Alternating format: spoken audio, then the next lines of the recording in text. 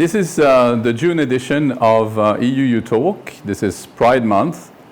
And for this Pride Month, we have a special guest today who is an LGBTIQ activist, but not only that. We will talk for a few minutes. And his name is Benjie Allen Aquino. EU Talk is our way of engaging with young talents in the Philippine society.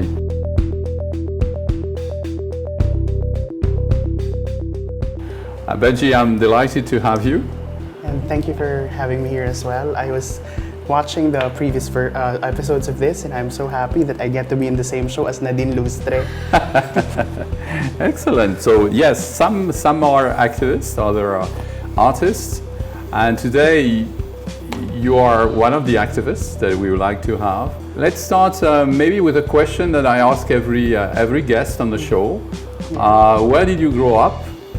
I grew up in a small barangay in Quezon City, and my childhood was very eventful. It was eventful because at one point I got hit by several vehicles, 3 to be exact, in 3 separate incidents. It was fun. I'm here. I'm alive. But it was very eventful. Came out like 6 years ago?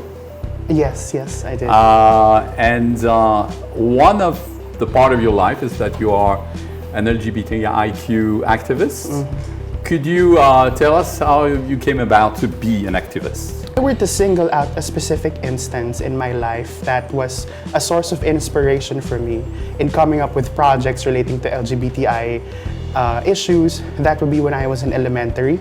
Mm-hmm. I studied in an exclusive school for boys run by priests. Right. Mm-hmm. So I think you're already aware where I'm going with this. But we had in our student handbook, in our student manual, a provision that prohibits effeminate behavior. Mm-hmm. And as far as I know, it was rarely enforced. Mm-hmm. But it did provide a policy basis for students to bully or threaten other students. Mm-hmm. And that was about 2 decades ago. And then I find out that there are some student handbooks that still carry the very, very similar provisions. So I think, I don't think there is a single event, but definitely that experience of mine was something that informs my advocacy today and the projects that I aim to continue or implement. Yes, I did come out 6 or 7 years ago to friends, say that I speak and move in a way that would, tell them that I was something else. From that day forward, I was more transparent with the people I met, right. And I was happier to be living my truth. You're an activist also for other causes. What are they? Yes, I mostly do activism in relation to human rights. Mm-hmm. So I was elected as chairperson of the University Student Council before. Of the University of the Philippines? Yes, of the elite university in the country? I won't say elite, I will say top university. But yeah, I remember when the day I was elected, I was just so frightened. In that year of being in the Student Council, and also in the other 4 years that I was in the Student Council, I was advocating for human rights, mm-hmm. Upholding the independence of the judiciary, justice for extrajudicial killings, for instance, and also, of course, LGBTI rights, equality. Mm-hmm, mm-hmm. And including environmental rights, also for environmental activists, right? Yes. Recently, I was selected by also UNDP, UNEP, and UN Human Rights as mm-hmm. a member of the Youth Advisory Group mm-hmm. For environment justice. Mm-hmm. And we have been doing projects in relation to environmental human rights. My focus really is on the civil and political rights aspect of environmental human rights defenders.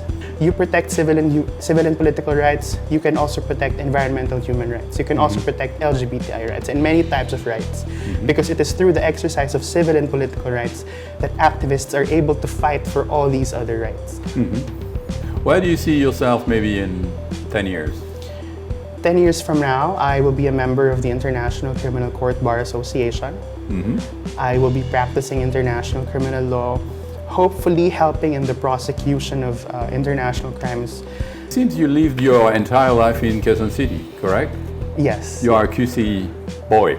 Q citizen, as our mayor would say. A Q citizen. And the QC, which is for our foreign listener, is the largest city in the Philippines. It's not a very well-known fact, part of the Manila conurbation. And it's also the place where we have the largest Pride March in the Philippines, correct? Yes. So yeah, it will be held in June 24. 24th, if I'm not Saturday. mistaken. Yes, and I hope to be there. I want to be there. You're not sure? I'll be there. Okay, I'll look for you. The next question maybe is, what would be your advice to younger kids that are maybe 15 today or something like that, looking forward and having the insight of your experience as a young man? Wow, I've thought of that so much because I remember starting only very, very sort of on my mid-20s, and then I start meeting people who are just 15, who are just 18, and they've already done so much. And I was looking back at what I did with my life when I was 15. I couldn't even remember. So I guess the first advice is it's never too late, right? To start whatever you want to do, but it's always great to have a head start. So if you are 15, if you're 16, and you already do what you want to do, go for it.